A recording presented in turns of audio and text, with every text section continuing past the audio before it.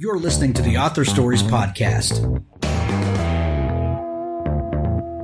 bringing you the story behind the stories and the storytellers. Margaret White, Terry Brooks, Sheena Kamal, Matthew Quick, J.T. Ellison, Walt D. Williams, Brad Thor, Corey, Dr. O, Brandon Sanderson, Robin Mock, Ernest Klein, Jim Butcher, Caroline Harris. Visit hankgarner.com for archives of all the shows. Today's guest is Caroline Todd. It's episode 242 of the Author Stories Podcast. Thanks for tuning in. Find all the archives of the show at hankgarner.com, and there are links there where you can subscribe to the show so that you never miss an episode. I'd like to thank some sponsors today for making this show possible. If you would like to sponsor the show, go to hankgarner.com, and there's a link in the top menu bar where you can click to find out how you can advertise on the show to bring more quality content. Tales from the Canyons of the Damned is my very favorite monthly publication. This is pulp goodness like you remember from when you were a kid in some of those great magazines. Tales from the Canyons of the Damned, the Halloween special is out right now. Go pick it up today. Bob Williams' series, Blood and Chaos, which combines Music City Macabre and Arch City Apocalypse. Music City will never be the same.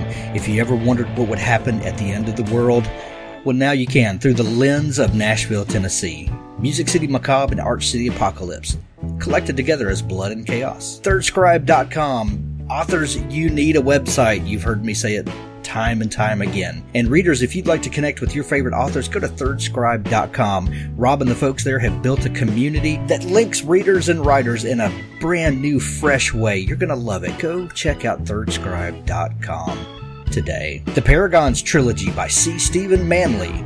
When dark portals open, heroes will awaken. Israel and Aaron are strangers with an uncommon bond. Not only did they just wake up in an unfamiliar warehouse with no memories of how they got there, but they're also the next potential victims for a pack of hideous mutants, at least until a covert organization saves their lives and takes them to meet an eccentric billionaire. It turns out that Israel and Aaron have something in common with the heroes of ancient mythology as well. They share unique genetic remnants that both trigger superhuman abilities and attract a group of equally mutated doomsday cultists. You're going to love this series. If you like urban fantasy, you're going to love Awakened, Book 1 of the Paragons Trilogy. Go pick up the whole series now. Essence, Book 1 Septima by Nick Breaker. You've heard me talk about Nick Breaker's science fiction with the Galactic Satori Chronicles. Check out this brand new series that he started. Essence, the first book in a new sci-fi series by Nick Breaker, a coming-of-age tale full of adventure and steamy encounters. Go check out this book. You're going to love it. Nick is one of my favorite writers, and you're going to love this new series he started. The Ember War Saga by Richard Fox. Dragon Award winner Richard Fox. If you're looking for military sci-fi, this is some of the best you'll ever find. The Ember War by Richard Fox. 9 books are available now. If you're looking for a new series to get into but don't want to wait on the author to catch up to you, go pick this up now. Richard Fox. Thanks to my friends at Keystroke Medium, one of the best writing shows on YouTube. They have a live show every Monday. Go visit them now. See the link in the show notes, Keystroke Medium. As always, at the end of the show, we're going to have an audiobook clip from Richard Gleaves, the Jason Crane series. Thanks for listening. Well, thanks for joining me again for the Author Stories Podcast, where I bring you the story behind the stories and the storytellers. Today, I'm really excited to have Caroline Todd with me on the show. Caroline has a great story. She collaborates with her son on a couple of different series of books. I'm sure you've seen the books. I've read them. I love them. Welcome to the show, Caroline. Well, thank you so much for having me. I'm happy to have you on the show. I begin each show with the same question, and that question is, what is your first memory of wanting to be a writer or a storyteller? Oh, that's easy. I had a book in the second grade, a reading book, and I loved it so much, I finished it over the weekend, went back to my teacher and said, I want the next one, please. And she said, we don't get to the next one for 2 months. So I went home that day, found the biggest piece of paper I could locate, which was the back of my father's National Geographic's map, and with crayon started my own story to fill in for the next 2 months. And I got most of that map covered before I finally gave up and said, well, I'll just wait. So I think that was the start of it. Awesome. So, do you remember what that book was? It was about a little boy traveling around the world, and you got a glimpse of the places he was going. And I thought it was wonderful. That also started my love of travel. And I've always wanted to see the places that I have read about. So that's one of the things my husband and I did for many years. Love it. Where did you grow up, Caroline? You can probably hear it in my voice, North Carolina. Well, I'm a Mississippi boy, so I can appreciate that. And in the South, we have a great tradition of storytelling, and a lot of great oral storytelling. Was that something that was important in your life when you were growing up? Oh yes, I mean, you sit on the porch in the summertime. You turn off the porch light so it won't attract the bugs. And you sit there and you talk until all hours with a glass of iced tea. My grandfather would tell stories. My grandmother would tell stories. My father and mother would talk about their youth. And it was a connection with the past that you don't get any other way. I think this was something important in Charles's life, too, because he remembers his grandfather, my father, and mother talking in the same way. I think it's special to the South, but it's something that is really, really, I don't know, it's just magical. It is, and I don't want to give the impression that that's a strictly Southern thing. I mean, when people gather together, we tell stories, but there's just something about the heat in the summer and sitting out on the porch because there's nowhere else to go. Absolutely, and that's why I say it's more typical in warm climates where you are just glad to sit and not stir. You don't want to go out and play baseball or something like that. Right.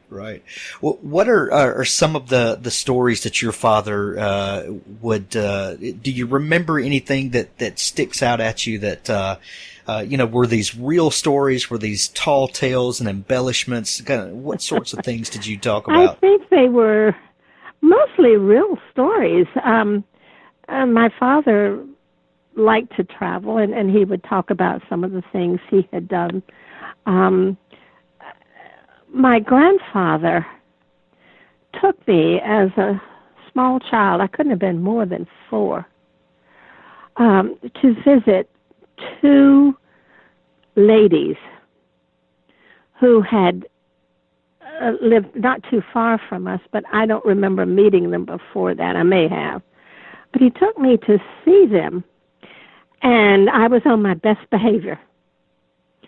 I was told not to ask for anything to eat or drink, but to sit there and be polite.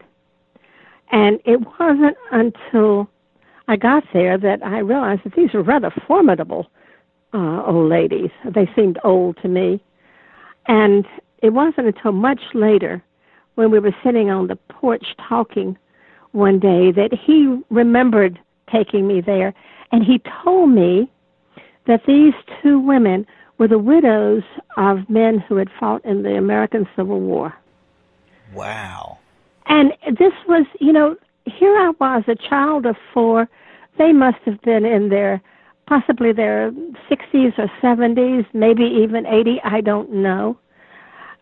But he talked about them and the family members they had married.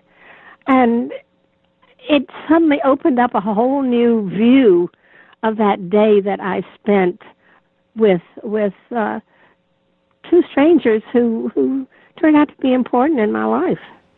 Right.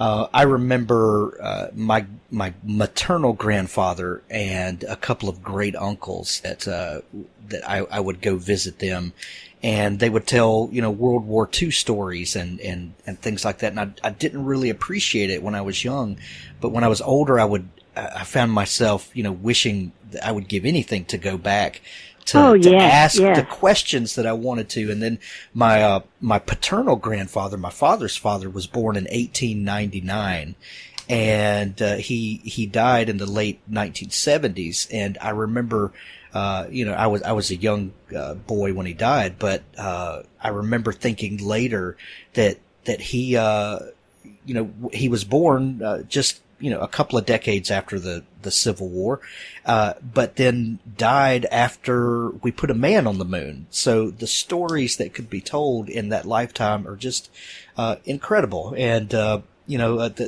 sad thing is when we're young and we're hearing these great stories, we don't have the sense to appreciate what we have in front of us. You're just lucky if you remember them. I mean, my husband was from New England, and his great-grandfather was a whaling captain. Oh, wow. And so he had stories from that period that he told to our children. And, it's just it's a marvelous connection to the past. It is. So when you said that your husband and you like to travel and see new things, did you ever, or when you were a young woman, you had this storytelling gift and this aspect to you. Did you ever see it as something that you could do as a career when you were younger? Not really, because when you're that young, you still have life ahead of you, and I wanted to travel. I wrote short stories or started something, but it seemed more important to go. And that, I think, was part and parcel of being a history buff and having a chance to see these faraway places. And my husband and I did very well. I mean, I got to 110 countries. And, wow. And it was, getting there was half the fun, but also walking down a street and seeing things that I'd only seen in a book. This was something that really made summers when we were going to travel very exciting to look forward to. Sure. Did you travel for pleasure, or was this for business, or some of each? Some of each. Later on, when Charles and I were writing, quite a bit of our travels wound up in the books in one way or the other, because when you're writing, you draw on your experiences. And I remember in particular one character who had been in Central America. This was in a Rutledge book about a pale horse. And something in that story, the plot of that book, needed a different venue. One of the things in England was that if a younger son misbehaved, you would pay him to stay out of the country. And this is what had happened with one of the characters in the book. So we decided we'd send him to Central America. And it gave a different atmosphere to what he was and who he was. It's just, you never know what's going to work into a character or a story. Sure. And one of the most important things I've found to being a writer is to get out and experience new places, new things, and new people. And your world travel obviously has exposed you to all sorts of characters and situations and all of that. You actually have an advanced degree, don't you, in international relations? Yes, that was my desire at the time that I finished my undergraduate work. I wanted to go into government service, but it was much more difficult for women at that time, and so I went to work for Associated Press instead, and enjoyed that just as much. But it's very interesting. You're talking about other cultures. When we were developing Bess Crawford, our second series, we gave her a background in India because we didn't want her to be the typical Victorian woman who was depressed by her male family members and treated as a fragile blossom. We want Bess to have some experience of life in the sense that she could ride.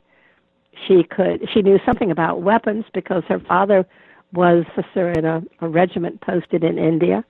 And it just gave her a different outlook from her cousins who stayed in England and never saw different parts of the world. We've mentioned a couple times the two different book series that you write with your son Charles. How did this interesting collaboration between mother and son come about? You've got the two series, the Bess Crawford series, which you were just talking about, and then we mentioned earlier your other series, the latest of which is Racing the Devil in the Ian Rutledge mystery series. How did this interesting collaboration between you and your son Charles come about? Well, he was a member of the family who enjoyed history as much as I did. And the funny thing was, he read many of the same books I had read, movies that I had seen, and it was just a natural for us to talk about history. And one day, I suggested that maybe we might want to write about a historical event. And his first reaction was, well, maybe. He was not overwhelmingly enthusiastic. But he was working and living in Charlotte at that time, and they sent him, the firm sent him out as a troubleshooter, which meant that he was the most unpopular man in town when he arrived. Right. He found that it was hard. There isn't much you can do in a hotel room. So he called me up and he said, I'm bored to tears. I miss my family in Charlotte. If you were serious about this, let's see what we can do. At least it will take my mind off things. Well, that's how it started. And then we both got to a point that we just loved what we were doing. And we kept on until we had finished the first book in the Rutledge series. We sent it in to an editor, and she loved it and said, this is going to be a series, isn't it? Well, we hadn't started out with the idea of publishing one book, much less a series. Right. But, when an editor says that, you say, well, yes, of course. So what was the motivation for that first book, or where did the idea for that particular story come from? We were casting about for what we wanted to do, and the thing that intrigued us most was that the World War I period hadn't been written about for quite some time. We started a trend there, I think. The other thing was that it was not a time where forensics played a major role in detecting. They knew about things like fingerprints. They knew about things like comparing bullets, but they didn't have a comparison microscope. Right. So it was up to the detective, or in our case, the inspector at Scotland Yard, to figure things out on his own, use his intellect, his understanding of people, his experiences, and pull these all together and come up with an answer to the puzzle of what happened to this person who was found dead. And it's the why that interested us more than how he died. It's more psychological suspense. So we got our period, and then because England had suffered more in the Great War than we had in this country, we decided it was better to set it there. And we decided that Scotland Yard, which was more or less like our FBI, they could move around from one place to another. And murder isn't something you stumble over every day in England, so it was better for him not to be in one village. And we just worked it out that way until he was a character we were really interested in. And then we found that if he had spent 4 years in the trenches, he had to be well enough to come back to Scotland Yard. He couldn't lose an arm or leg or be blinded by shrapnel or gassed. He had to be healthy. But you didn't spend 4 years in the trenches and come home completely whole. And that's when we came up with the character of Hamish MacLeod, the young Scots soldier who played a pivotal role in Rutledge's war. And he doesn't haunt Rutledge, but he is an aspect of what we call PTSD and what they called in those days shell shock. So all of a sudden we had our character and our setting, and there we were. Took a while. I love it. I mean, it wasn't something that you sit down and say, okay. But as we worked it out and looked at the things we knew about the period and the things we were going to have to learn about the period, it took shape. It took us 2 years to write that first book. But when it was finished, we had no idea what we had done. It was not until the reviews came out after the book was published that we could see that it was amazingly unusual. I mean, we were just stunned. Sure. You mentioned a couple things that I jotted some notes here because I wanted to hit these with you. And I really want to get into the mechanics of how you and Charles work together and your writing process, because I really, I'm a nerd for that sort of stuff, and I love to hear people's process. But before we get to that, you talked about the why was more important than the how. And to me, I think a great mystery is always about the why. The how is, usually you can have a great little twist or turn in the story about the how, but what really gets us in our gut is the why. Why do people do these things? The great Agatha Christie mystery is always about the motivation behind it and not necessarily the trick, that they used. So I love that was important to you as well. Yes, it is. A murder mystery doesn't start until somebody's been murdered. And, and it really isn't important to the dead person whether they were shot or stabbed or poisoned. They are dead, and they are the beginning of the story.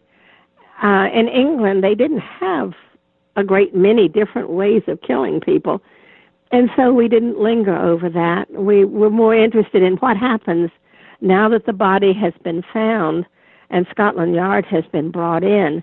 How does Rutledge go into this case? Is it the same as he would have gone into another case in the last book, or is it something different? What is the draw upon his resources that this story will produce? And that's what we really, really enjoy. And as he interviews people, he's got to tell whether they are lying or giving him the truth or for some reason concealing something that they themselves don't want known, even if they didn't kill the person. Sure.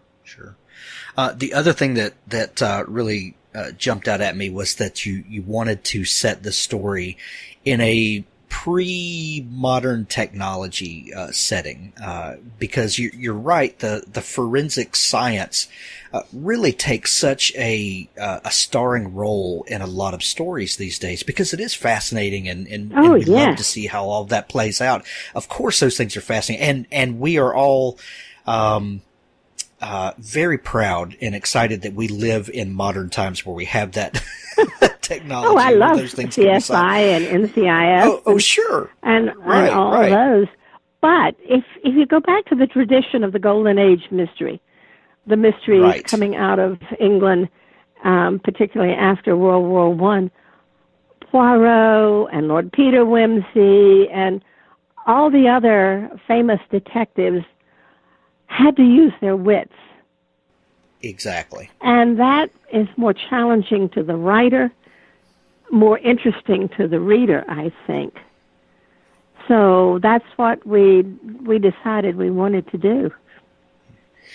And they have to be very human stories because the technology isn't the star. The detective's wit and his peeling back the layers of motivation and those things become the star of the story. And that's I think why Sherlock Holmes still resonates so deeply with people. It is because we appreciate Sherlock as the character. And I mean, how many times have those books and stories been made and remade and remade, and we still love that it's all about him and the the wit of his sleuthing that gets us. Yes, and the Greeks always felt that tragedy, which would be death, that tragedy had to have an equally strong hero and villain. So it's not going to be a crime that's solved in 20 pages or even 120 pages. So the writer is put to the task of developing the story and keeping the reader's interest to the very end. And that's fun for a writer. It's a challenge. It's an opportunity to pitch your own wits with what's going on in the story. And we always play fair. We always play fair. I love it. So how do you and Charles write together? And in this first book that you put together, because you both were just kind of figuring this out as you go, and this was a fix for Charles's boredom, sitting in a hotel room.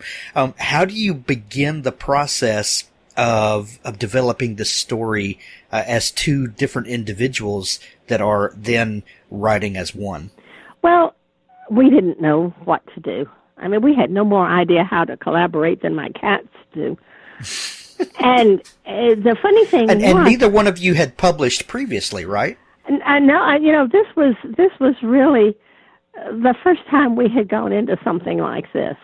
I had a short story or two published in the in college, the college literary magazine.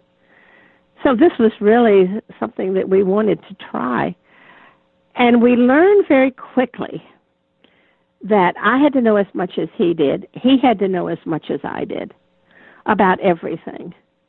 And it didn't work for him to write chapter 1 and for me to write chapter 2 because I wasn't inside his head when he developed certain characters in chapter 1, and I had no idea where he saw they might be going. So what we did was treat the book like a movie. And each scene we worked out together, talked about together, wrote sample bits of dialogue to fit into the story. We'd both been to England. We both knew the setting that we were going to use there. And so it was just a question of talking it out and telling each other what was in our heads until we were satisfied. And once we were satisfied, we moved on to the next scene.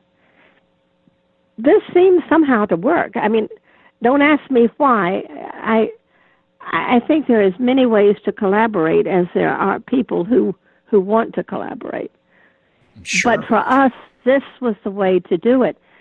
And when I finished with a book and we send it in, I can't go back and tell you, oh, Charles wrote that and I wrote this. It's blended so well over the time we've worked on it that it's more ours than it is his or hers. And we found out very quickly that if there's an argument, the thing that settles that argument is what's best for the story, what's best for the character. I mean, I may have written a beautiful paragraph, but if it's not in the nature of the character, it's going to come up false. And vice versa. I'll say to Charles sometimes, that doesn't sound like this person to me. And we go back and look at it and say, oh, yeah, really and truly, this is what would happen. But once in a while, the character gets away from you. In one of the books... They do have a mind of their own. They're human. And that's the thing I think that makes them realistic to the reader. But there was one who decided he, for the sake of his own conscience, had to do something. And he almost got himself and Rutledge killed. And we didn't know he was going to do it. It just worked out that this is how he saw the situation developing and what he felt he, as a character or as a person, had to do to live with the end result. And as it turned out, it made the book far stronger. But we had no idea he was going to do that. Now, sometimes we don't know who did it till the very end. That's great. Well, that was going to be my next question is, do you guys begin a book and work on an outline or at least a kind of a roadmap as to where the book is going to go? Or are you just kind of pantsing it along as you go? Well, scene by here's scene. The problem. And if there are any teachers listening, I apologize. But I could not outline in school. I could not outline in grad school. I would have to write the paper and then outline it because I got so lost in the subscripts. Right. All that out, I was bored with it. So I refused to outline. And Charles, bless his dear heart, tried to fit into that, and then he found that it was more interesting just to see where things go. So we start the book with no idea what's going to happen. And along about 20 or 30 pages from the end, we begin to see what is going to happen there and what the threads have brought together and where the finger points. That's mixing metaphors, but you get the gist Sure. of it. Oh, we love a good mixed metaphor. So with the two of you writing, do you like have a document that you pass back and forth with each other, or do you collaborate in person or over the phone or email? Like how do each of you contribute to the story as it's going? We can't work in the same room. I mean, we talk too much about too many things and don't get anything done. And we started out when he was in Charlotte and moving around the country, and I was at home. We had computers, message and text and email. We did everything we could without being in the same room. And even when he comes to my house or I go to his house, we have to move to different rooms and contact each other electronically before we can get to work. But I think this is just because we have so many interests and talk about so many things. I mean, my daughter has a scientific mind, and so did my husband. So my husband was a fabulous proofreader, but he wouldn't have been interested in writing about murder. So, we just, I guess it was just a big accident that both Charles and I liked history so much. I love it. You guys have two distinct series that you write in and publish and publish alternately. I think the Bess Crawford mystery series comes out late summer or fall, and your brand new book, A Casualty of War, is a Bess Crawford mystery series. And then earlier in the year, around February or so, your Inspector Ian Rutledge mystery series comes out. And I've been reading the new one, Racing the Devil, the newest one in the Ian Rutledge series. And how do you juggle these two different series? And And do you approach them differently? Do you approach them with a different mindset? And do you ever find yourself writing in one and say, "Oh, I'm going to save this for the Ian series instead of the Bess series," or something? Is there any interplay between them as a writer? Well, we had 10 years of Rutledge. We're on I think we're writing the 20th book now, but we had 10 books out showing England at the end of the Great War and how that Great War, World War I, affected an entire nation, its outlook, its future, everything about it. And we really wanted to concentrate on that. But as I said, about 10 books along, we thought it would be interesting to look at the contribution that women made to the Great War, because the more we read about it, the more we could see the things that they had done and got very little credit for. So that was when we chose to write about Bess Crawford, who is a battlefield nurse and also an amateur sleuth. But she doesn't go looking for crimes. They come out of what she is doing as a nurse, dealing with patients or dealing with the families of patients. And so it gives us a chance to talk about what she sees of the war and also what she sees in the home front and how she works these out. Bess is first person. That worked better for her. Rutledge is third person, which worked better for him.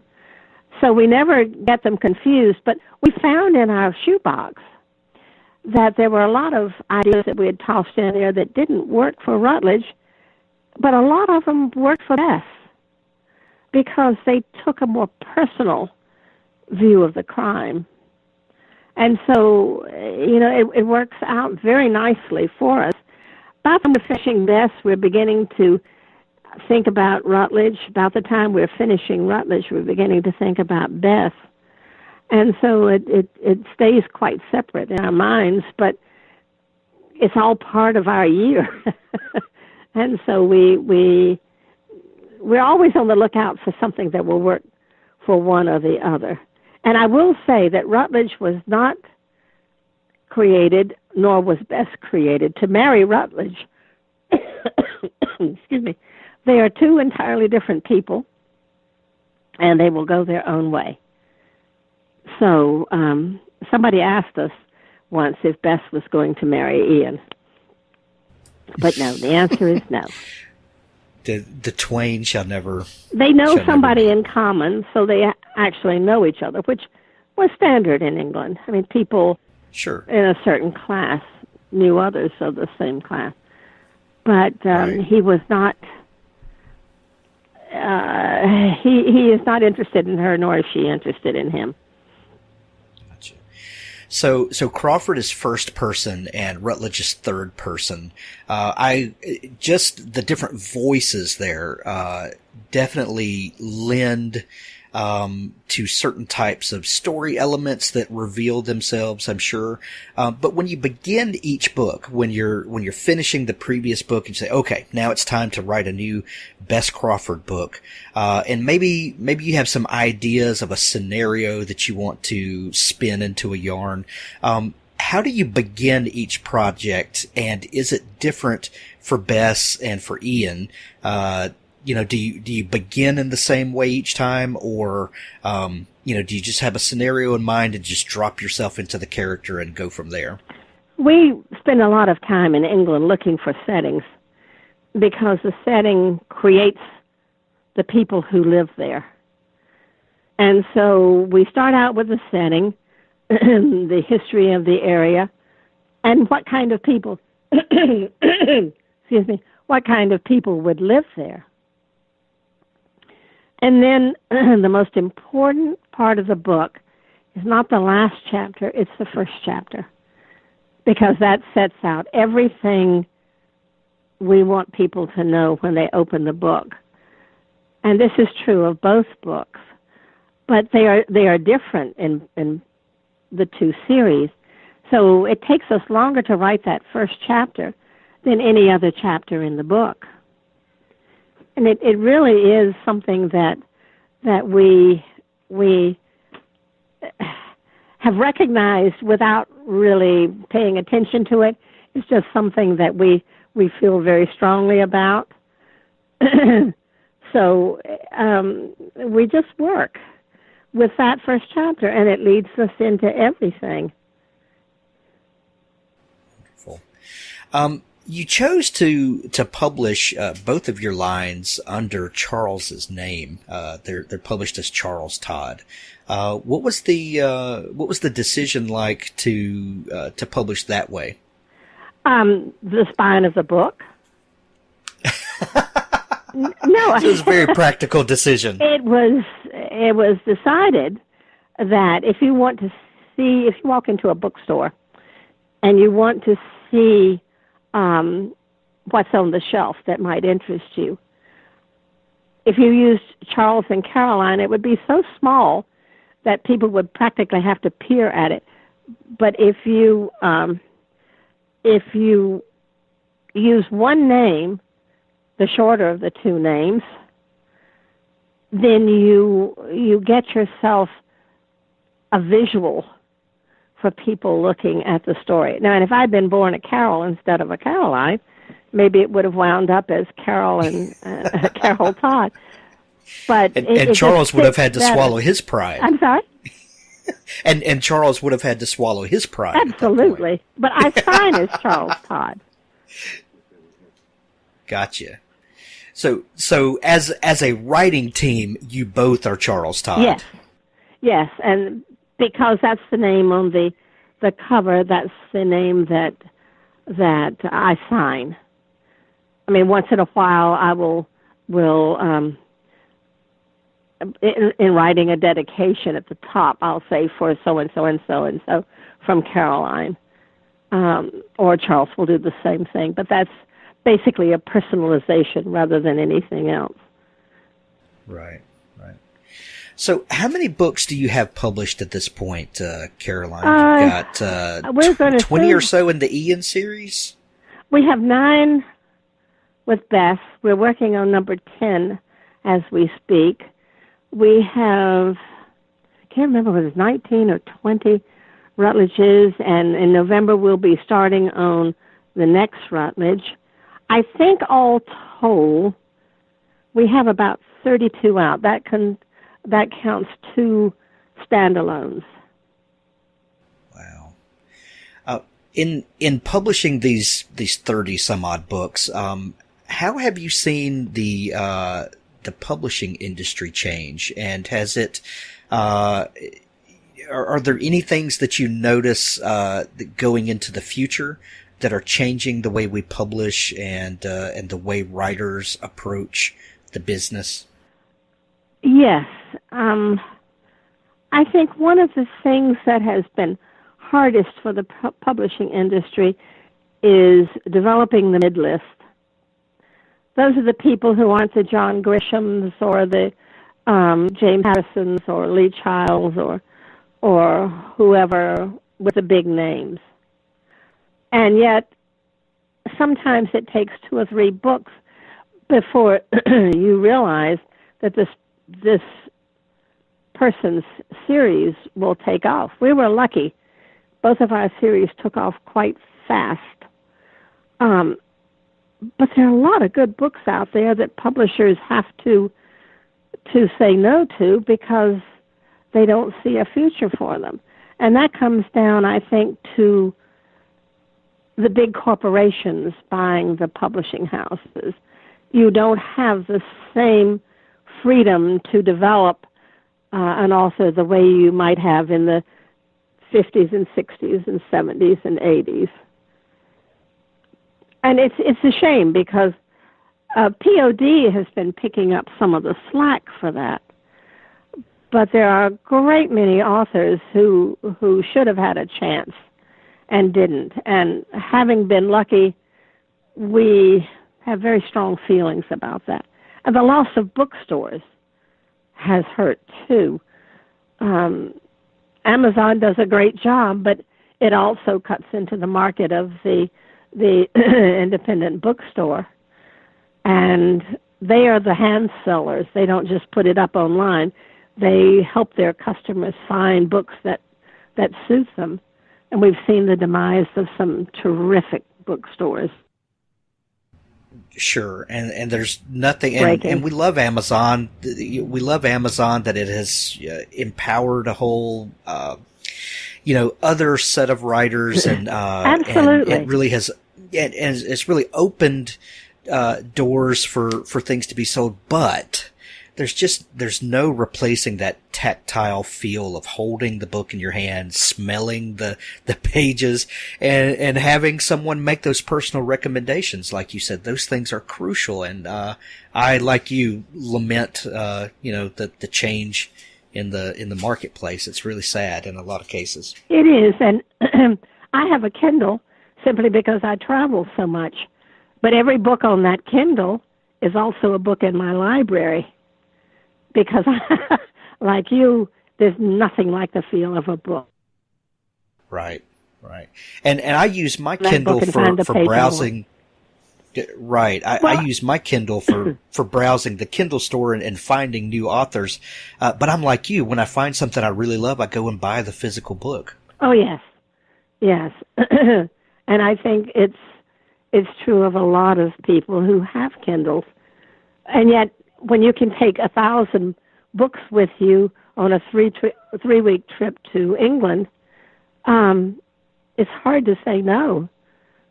I'd rather take my suitcase and fill it with books that I buy in England and bring home. And I do a lot of that, I'm afraid. Yeah. Well, and you get the great UK covers that we can't get over here. So yes. There's a bonus to that as well, And I know a good many of the British writers, so I'm always looking for their book, which comes out usually 3 to 6 months earlier in Britain than it does here. Right. Caroline, your brand new book is called A Casualty of War, a Bess Crawford mystery, and it's been out just about a week or two now. And the latest in the Ian series is Racing the Devil, which I mentioned earlier, the Inspector Ian Rutledge mystery. And you have a new Inspector Ian Rutledge mystery coming out in just a couple of months, right? Or in February. February yes. of next year. Great, and it's called The Gatekeeper. The Gatekeeper. Yeah. Excellent. And I think that's already up for pre-order everywhere, I think. Yeah, I see it on Amazon. I wouldn't be surprised. surprised. The Gatekeeper. Yeah. But, each of the books comes out of something we have known or experienced. For example, in Racing the Devil, that scene with the mist on the mountains. Right. We were having dinner above Nice a couple of years ago, and the view was just spectacular. We were up in the hills. You could look down and see the lights of Nice and the water beyond. It was just beautiful, and we were busy talking, turned and looked out towards the view, and there was nothing but a wall of white. And we had to drive a road that was difficult enough in the daytime. I mean, this is a modern road, mind you, that was difficult enough in the daytime, but we had to drive back to Nice in that mist. And we thought, what would it have been like for Rutledge in his day and age, in his car, to travel a road that was probably dirt and grass and mud all the way back. And that's how the story came about. Love it. That's awesome. Miss Caroline, thank you so much for taking time to come on the show today. Where can people find you? Do you guys have a website or on social media where you put news out about new books and Yes, we're on Facebook at Charles Todd. We also have a website, www.charlestodd.com, and we're on Twitter and Instagram, but don't ask me how to do that, because I leave that up to Charles. I'll look them up and put links to it in the show notes of today's show. So I think it's Charles Todd Books for Twitter. That's the only thing I know. Gotcha. Miss Caroline, thank you so much for taking time to come on the show. It's been such a pleasure talking to you, and thank you for having me. Thanks for listening to the Author Stories podcast. For more great author interviews like this one, go to hankgarner.com and dig through the archives. There's something there I know you'll love. Now stay tuned for a special audio clip from Richard Gleaves' The Jason Crane series. Didn't your dad teach you not to trespass? Yeah.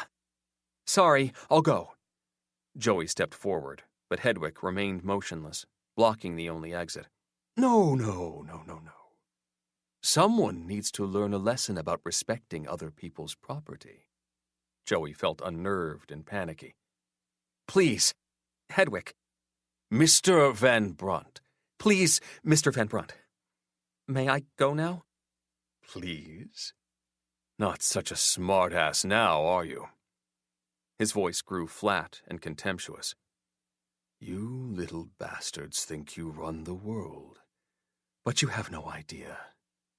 No idea where your food comes from, what your parents have to go through to put clothes on your back. Humiliating jobs, long hours, going gray, to provide for you. What are you talking about? Life. Real life. You think it's easy, don't you? Don't you? Those stupid adults doing their stupid adult things while you play all day.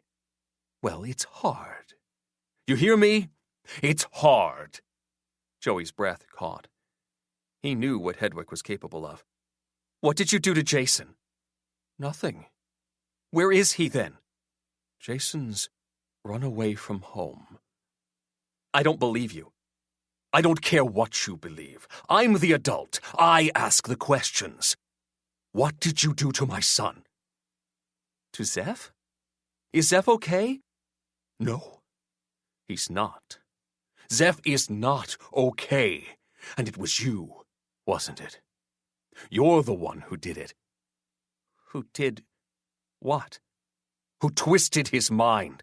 I haven't done anything to Zeph. Don't lie to me! Hedwig raised a hand, and a fireball blossomed there. Joey had never seen Hedwig's gift before. The man held a piece of hell. His face looked like something carved from driftwood, full of cracks and crevices.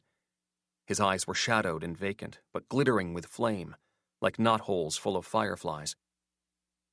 Yeah, someone's mind had twisted, but not Zeph's. Hedwig's gone batshit. Hedwig passed the fireball from one hand to the other.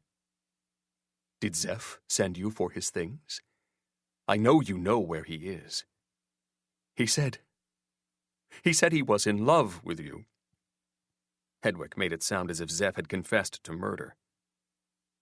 Is that true? I don't know. Hedwig broke into a wide grin. Well, we can find out, can't we? He's a Pynchon, right? A Pynchon would know. Know what? You're not making sense. It's their gift. The Pynchon gift. My son's a Pynchon, like his whore of a mother.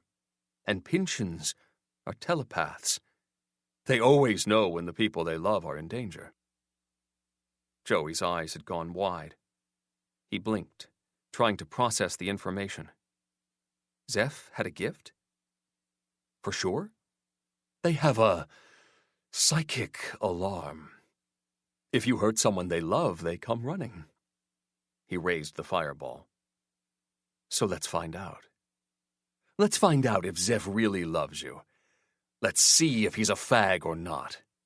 I know he's not. You'll see. He won't feel a thing when I do it. When you do what? When I burn you black. Joey went cold. Hedwig meant it.